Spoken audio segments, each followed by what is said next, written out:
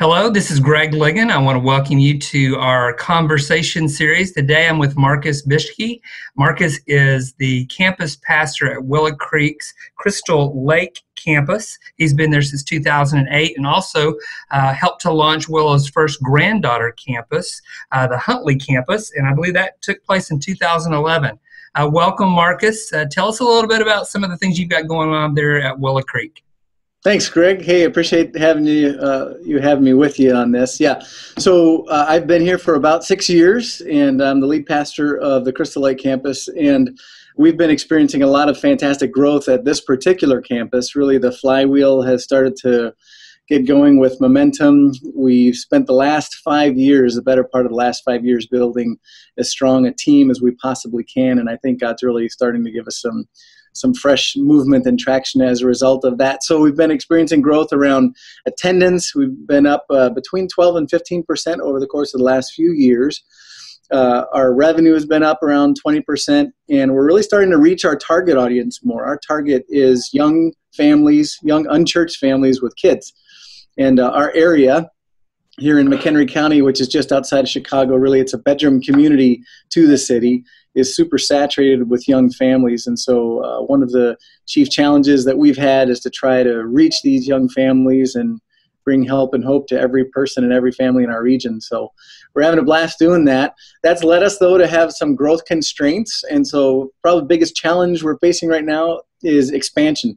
So we are in a warehouse that's 3 blocks back on a dead-end road here, and we're invisible really to our community, but we've been experiencing great growth, and we're excited for that, but it's caused quite a bit of pressure in that now we're looking to move on a new strategy that we're calling Move and Multiply. So we want to get into a new permanent home that we won't have to be leasing or renting, that we could build to suit, but then also let that really be a hub from which we could launch additional campuses. And we've got 4 cities around us that we're looking at launching. These would be non-traditional launches, unlike the previous launches, even our last launch of Willow Huntley. That's a traditional Willow-style launch where we have about 500, 600 people as core go into a high school. We're looking at a different kind of launch. We might get into that a little bit later, but we're excited. We're at a cool place of ministry growth, and we're happy to be here. That's great. Tell me, this conversation really is focused around our area that we're working on in terms of multiplication. So it was a perfect setup, in terms of the fact that you guys are saying you want to get to a place where you can kind of create this hub and then you can multiply off of that. Say a little bit more about where you are in the process of kind of establishing this facility. I know last time we talked, there was some interesting Sure. things you were working on and thinking about in terms of architecture as well. So say a little bit more about that, and then we'll go after that. After we talk about that for a second, I'd love to hear a little bit more about the hub, Sure. about the spoke strategy that you guys are working on as well. Sure. Yeah. So I really have a gigantic heart for incarnational ministry, and Willow, traditionally, its DNA is more attractional. And so what we're finding, I think, happening at our campus is kind of a real come and see, go and be harmony. And so we're trying to be attractional, obviously, and having fantastic weekend services, but we're also trying to see how can we push our community, our faith community, out into our surrounding community and its region. And we're realizing, as we've discovered the last 12 to 13 years here at Willow, that really our chief growth engine is regionals, is launching new campuses. And so our campus really has a heart to launch new campuses. That's something that our congregation owns as well, and pretty cool. It's a nice wedding there between us. But in launching Willow Huntley about 3 years ago, that just really fed it. And we thought as soon as that happened on launch Sunday, it was kind of like, when's the next time we can do this? And so when we reached this point of growth pressure, we thought to ourselves, there'd be nothing that would bring our hearts greater joy than the ability to launch more campuses. So then we started processing through, what does that look like? How can we capture kind of the Willow DNA again, and yet let it really be driven through who we are as a unique campus that's contextualized here in McHenry County and Crystal Lake? And so we started having conversations with different people. One of them is a very well-known architect. He's the architect of the tallest buildings in the world right now. It happens to be a Christ follower and attends Willow at one of our other campuses. So he's pushed our thinking quite a bit here. We also went to a conference called Make Room for Me, which was a conference that the Barna Group put on.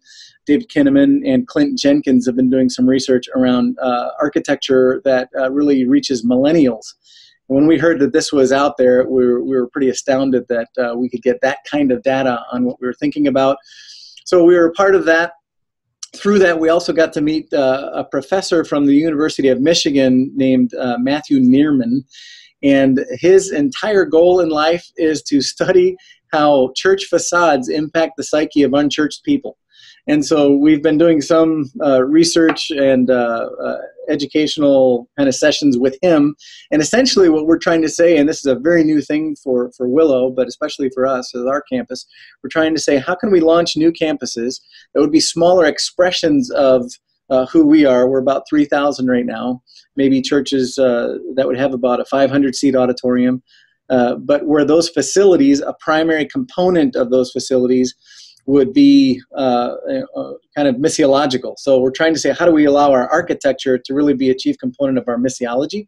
How do we reach people through our structures and be something that's so compelling that an unchurched person driving by would say, I've got to go check that out, and I'm not even interested in God.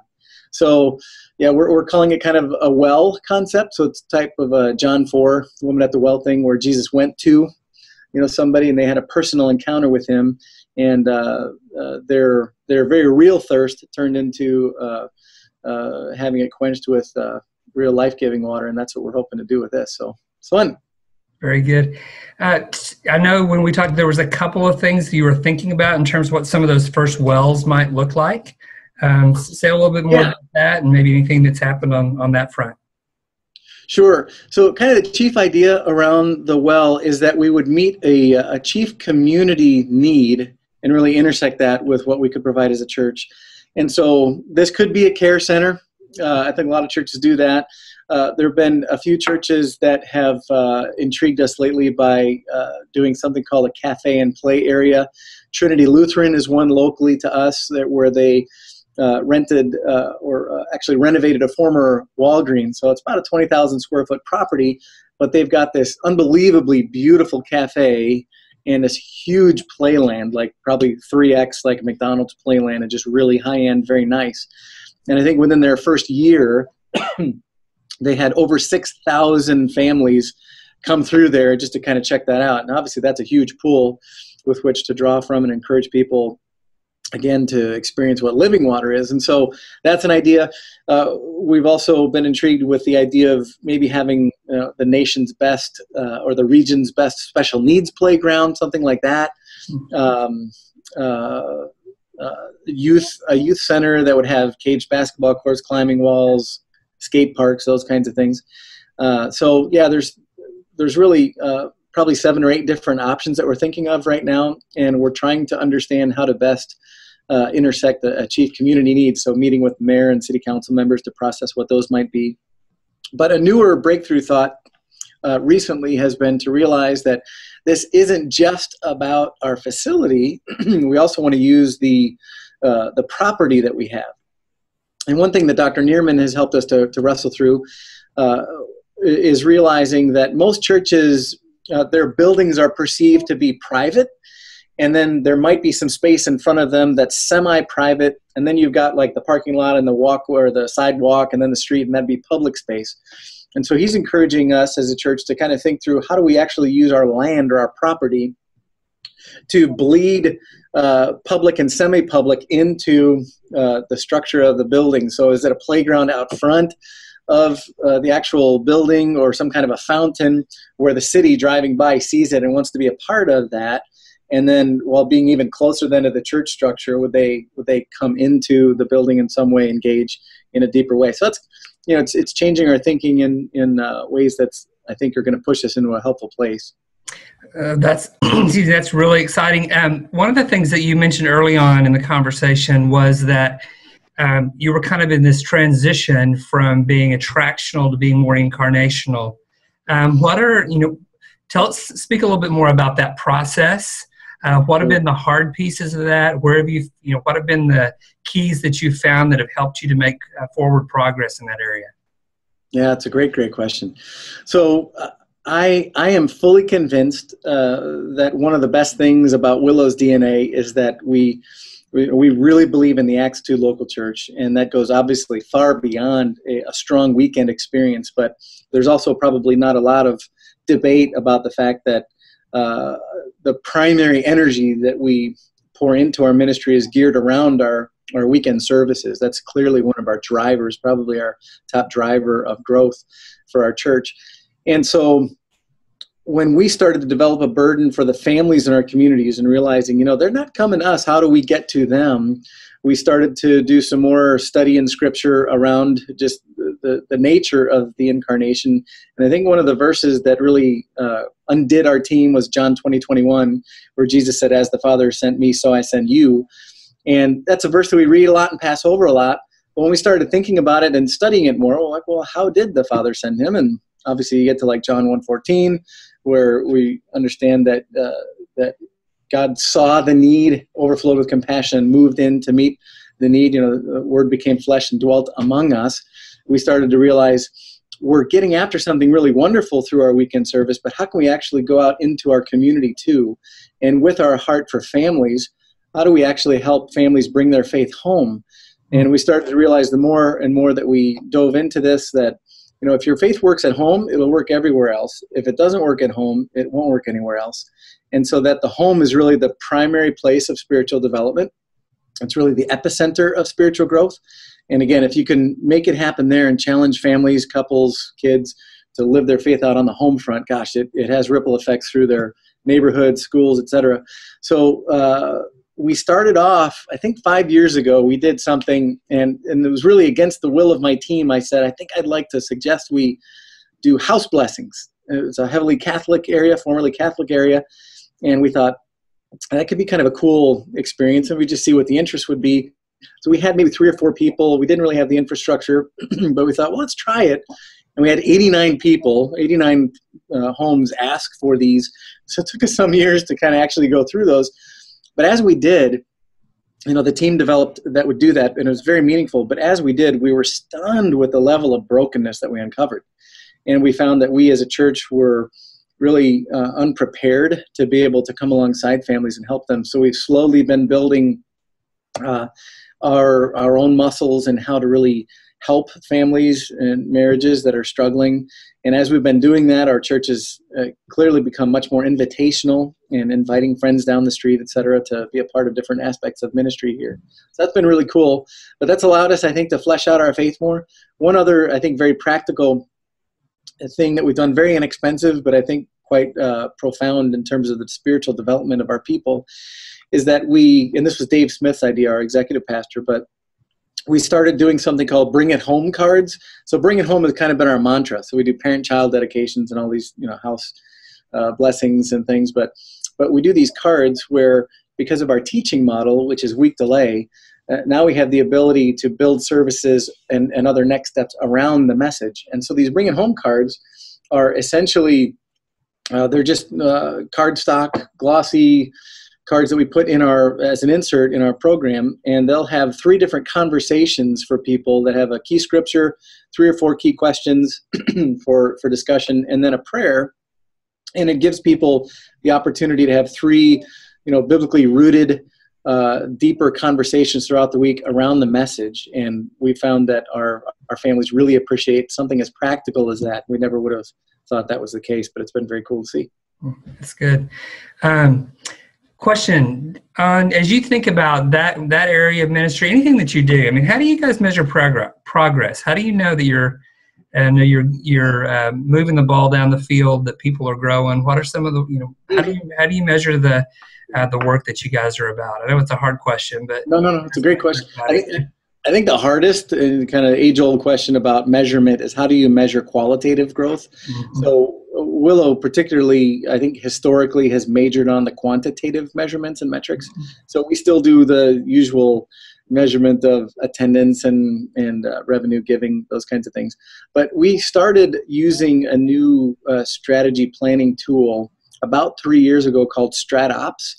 And that has been remarkably helpful to us, because it's allowed us to identify kind of the gas pedal of ministries, which we would call our drivers, but then also the breaks, like what are the risks and constraints.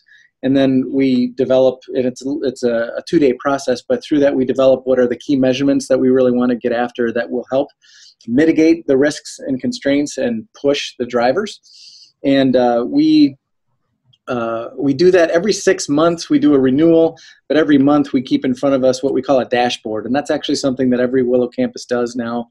And we'll take it, for example, I'm sitting down with Bill tomorrow for my one-on-one, and I'll have my dashboard with me that will give him a quick update on key metrics as they relate to our drivers and risks. So that's been real helpful. That's good. That's good. Switching gears a little bit, personally, what are you reading? What's been giving you life these days? Anything that's kind of been impactful for you? Sure. I think the most helpful book that we've read lately as a team has been Great by Choice. Now, it's not a brand new book, but that Jim Collins book has been ridiculously helpful in pushing our thinking around firing bullets and cannonballs, and when is experimentation a good thing, and how can you make it even more effective and productive. That's been very, very helpful. I read an article about 6 weeks ago that our team is still wrestling through right now, and it's from the Harvard Business Review, called Why Leaders Fail to Learn from Success.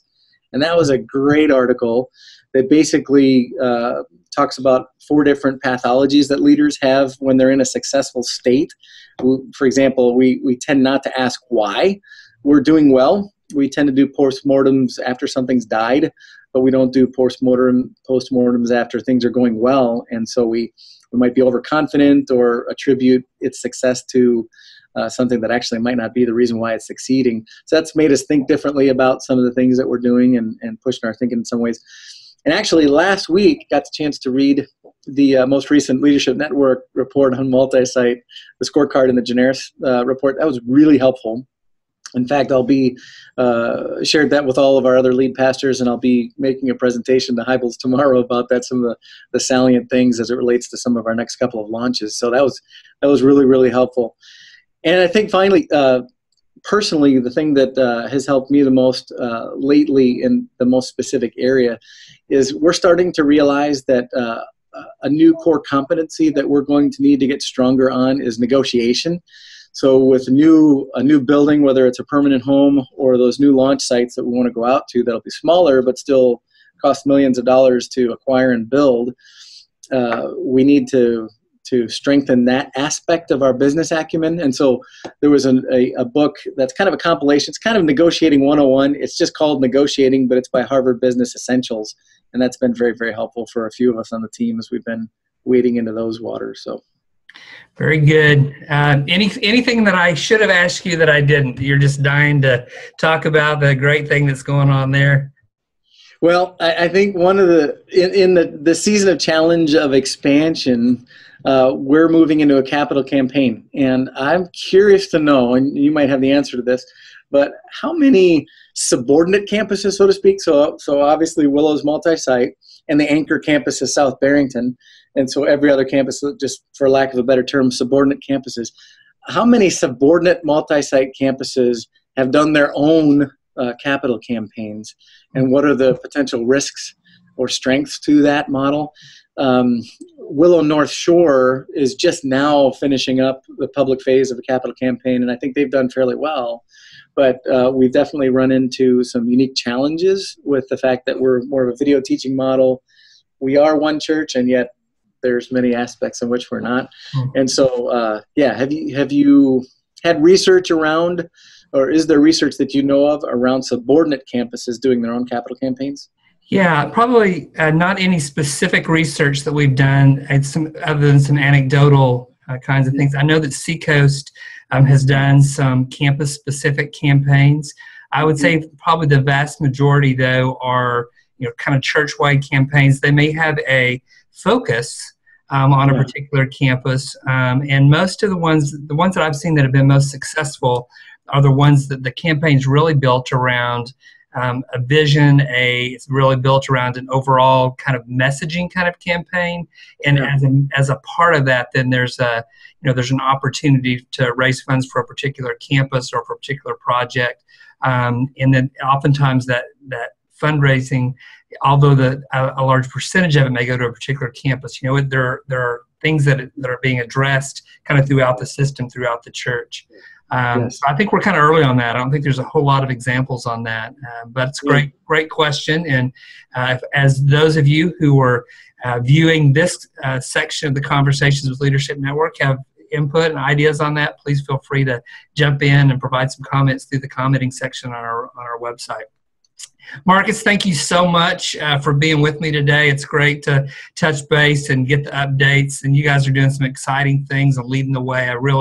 We really value your involvement with things we've done, the opportunity to kind of walk alongside what you're doing there in the Chicagoland area. And I mean, you guys are the ones who are doing it. You're on the front lines, and we really appreciate all that you're doing. You're in our prayers, and thanks again for being with us today on this edition of Conversations with Leadership Network. Thanks, Greg. My pleasure.